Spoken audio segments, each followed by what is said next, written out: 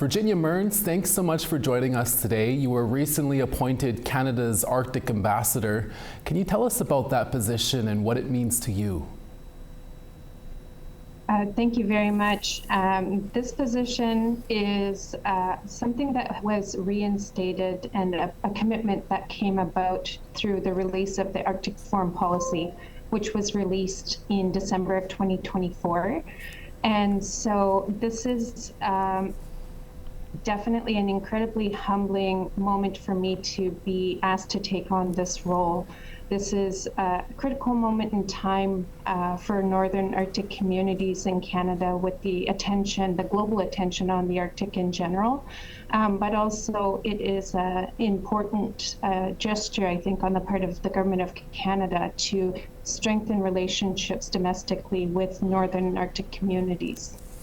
As Canada's Arctic Ambassador, what are the most pressing challenges that will shape the future of the North? Well, I think there are consistent messaging that we've been hearing from our Northern Arctic communities about the need to invest in critical infrastructure to ensure that our communities can meet the growing demands as the years pass. Some of this critical infrastructure that has been highlighted have been identified for several years as important to our communities, to be able to ensure that our communities are safe and are in a position to grow. And so this is one area that has definitely come up quite consistently in my engagements so far. With an increase in international interest in the Arctic, how do you think Canada is positioning itself to protect its sovereignty?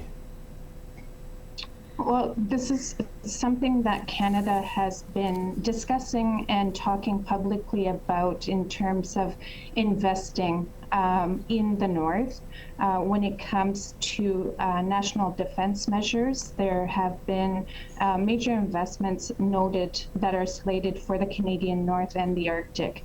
And then also the discussions again around general infrastructure are ongoing. Our communities, the leadership from our communities have highlighted this as critical part of how to respond to the global interest in the Arctic.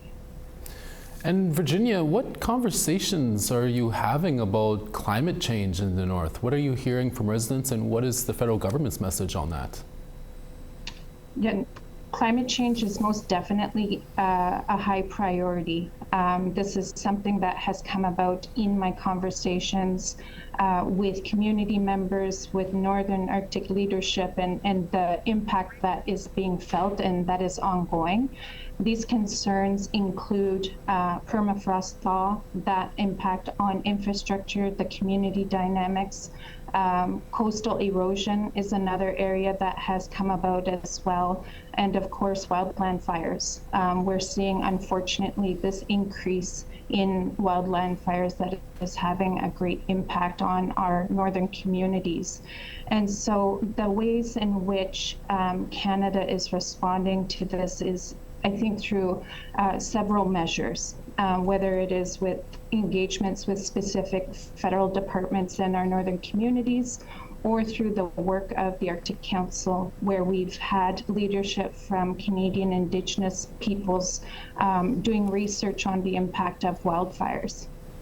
As a resident of the North, do you think these discussions and this seat at this big table is long time coming? I'm sure many people in the North have been waiting for more answers from the federal government on so many concerns up there. Most definitely. And this is something that I was hearing in my engagements during the weeks in the fall, leading up to the holidays over in December of this past year. And so having the ability to talk about these concerns and to be able to highlight Northern-led solutions is something that is a big part of our dialogue that is ongoing right now. Finally, Virginia, how do you hope this role will help determine Canada's Arctic future? It's my hope that with this role that we can strengthen our relationships within Canada, to have continuity in the dialogue that is needed on an ongoing basis between our communities and the Government of Canada. If we can maintain that, we're in a much better position to have a reflective positioning internationally on the realities of our Northern Arctic communities.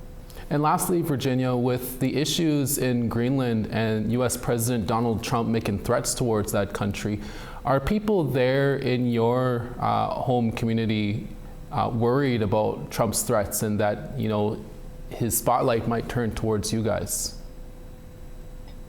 Well, at that moment in time when the desires of President Trump were expressed, it was most definitely very concerning for community members in Nunavut, especially because of our geographic proximity to Greenland, but also because we have such strong ties with Inuit in Greenland and Inuit in Nunavut.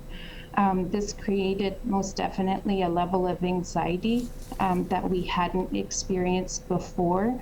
But in that moment in time, we saw also expressions of solidarity, solidarity from Nunavut to people of Kalaalleq Nunaat, people of Greenland, and that solidarity continues.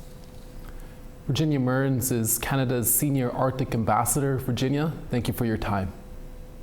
Thank you very much for your time as well.